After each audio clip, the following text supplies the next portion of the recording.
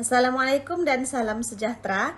Saya Maimunah binti PH Muhammad, nombor matriks 290747 daripada kumpulan K Kota Kinabalu akan membentangkan hasil perbincangan kami berkenaan tajuk adat merisik dan perkahwinan suku kaum Kadazan Dusun, Murut, Bajau dan Bugis di Sabah.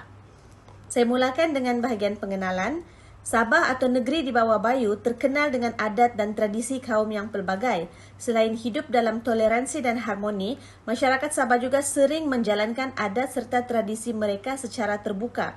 Misalnya menghadiri upacara merisik, bertunang atau berkahwin kaum lain. Masyarakat Sabah dapat menyambut pelbagai perayaan bersama tanpa diskriminasi atau mengganggu kepercayaan lain-lain.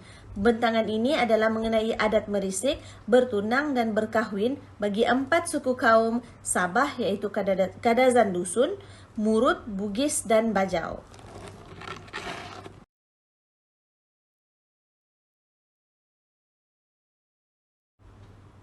Adat merisik bagi kaum Kadazan Dusun dilakukan oleh ahli keluarga atau wakil sekiranya yatim untuk bertanya dan memeriksa susur galur keluarga pihak wanita. Keluarga pihak lelaki akan membawa sebentuk cincin dan hanya akan diberikan sekiranya pihak wanita bersetuju. Proses merisik bertujuan untuk mengetahui sama ada pihak wanita sudah berpunya ataupun belum. Tujuan merisik juga untuk mengelakkan perkahwinan sesama saudara kerana suku ini tidak membenarkan perkahwinan antara keluarga terdekat.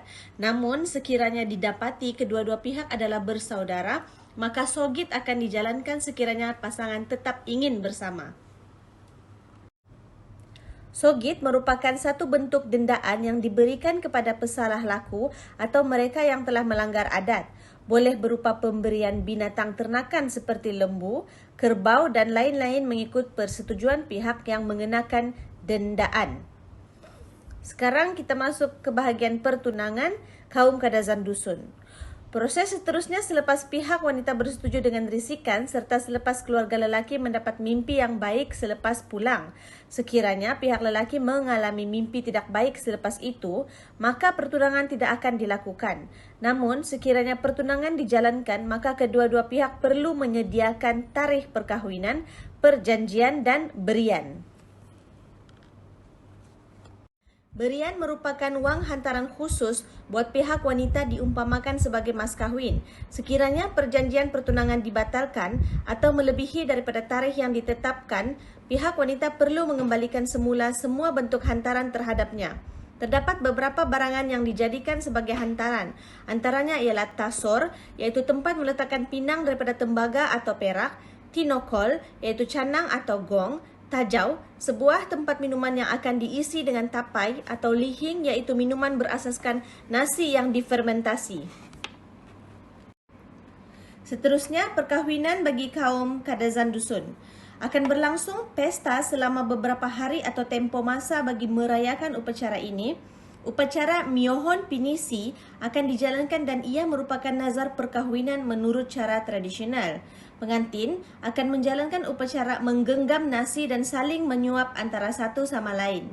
Setelah upacara ini dilakukan, makanan dan minuman pun dihidangkan kepada tetamu yang hadir. Majlis ini diikuti dengan pertunjukan tarian Sumazau.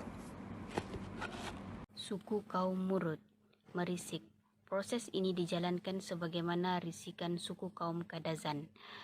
Namun apa yang menjadi perbezaan ialah suku ini tidak menggalakkan perkahwinan dengan bangsa lain atau orang luar, atau dalam istilah Murut Vokun atau Oko. Anak-anak digalakkan berkahwin dengan bangsa sendiri, iaitu Pahaka. Namun pada masa kini, galakan ini tidak digunakan dan kaum ini turut mengamalkan perkahwinan campur. Pertunangan. Proses ini lebih dikenali sebagai antamong, di mana rombongan kaum lelaki Murut akan ke rumah pihak perempuan dengan menghantar angundan atau angkaunan iaitu juru cakap.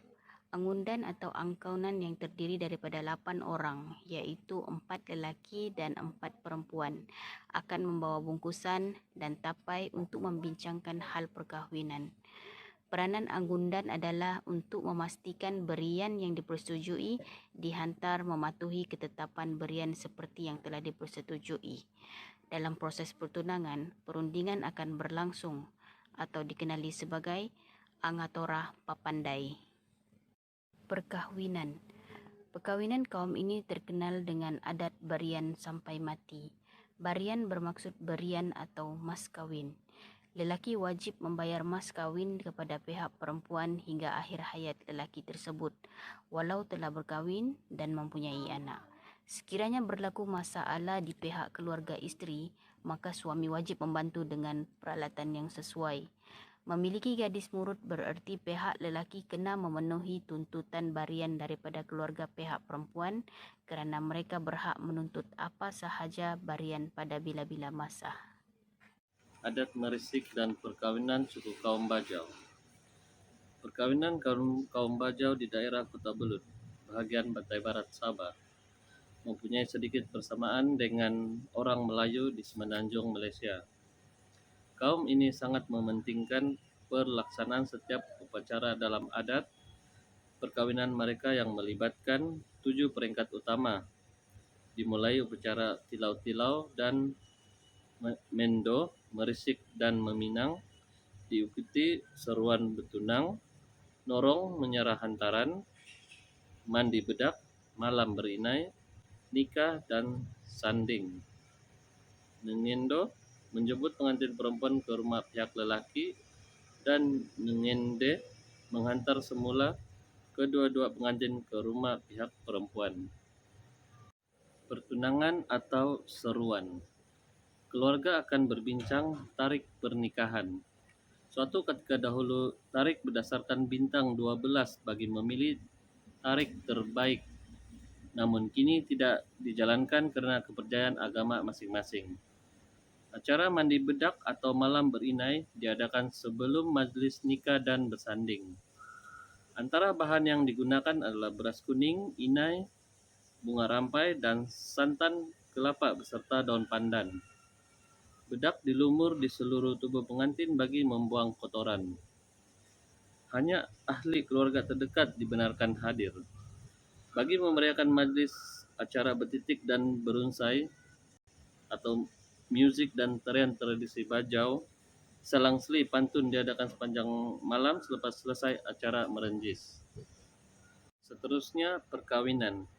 Selain itu, seperti kebanyakan adat perkawinan di Sabah, pengantin lelaki kaum Bajau harus membawa buah tangan dan damak untuk keluarga perempuan sebelum memasuki rumah keluarga pengantin perempuan.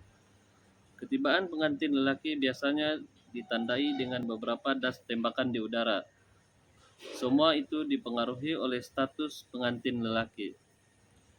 Setelah itu, upacara persandingan akan dijalankan dan tetamu akan dihidangkan dengan sajian dan persembahan. Assalamualaikum, saya Nurzema binti Ma'ruf, Metrik 290795, ingin membentangkan tentang suku kaum Bugis. Merisik dikenali sebagai Ma Petuada atau Ma Suro.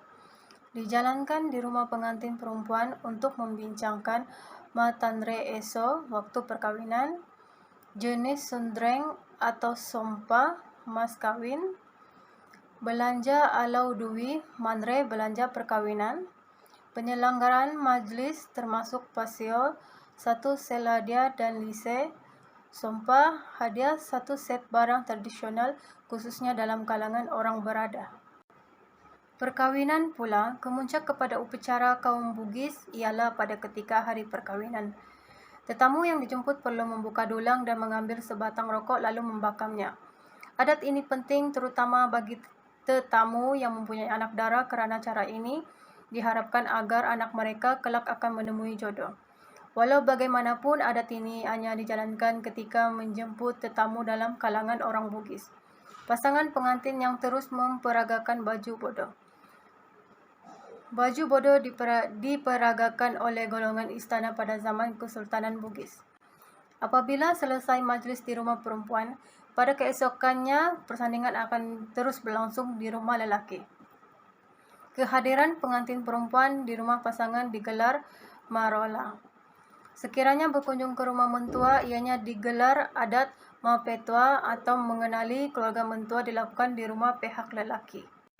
Penutup, Sabah sememangnya negeri yang kaya dengan kepelbagaian kaum.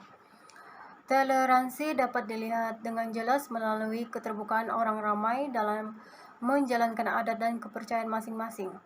Bahkan, perkawinan campur merupakan normal bagi masyarakat Sabah. Diharapkan keharmonian ini dapat berkekalan agar Sabah kekal menjadi negeri yang terbuka namun masih berlandaskan hukum agama dan kepercayaan masing-masing. Sekian saja pembentangan dari kumpulan kami. Sekian dan terima kasih.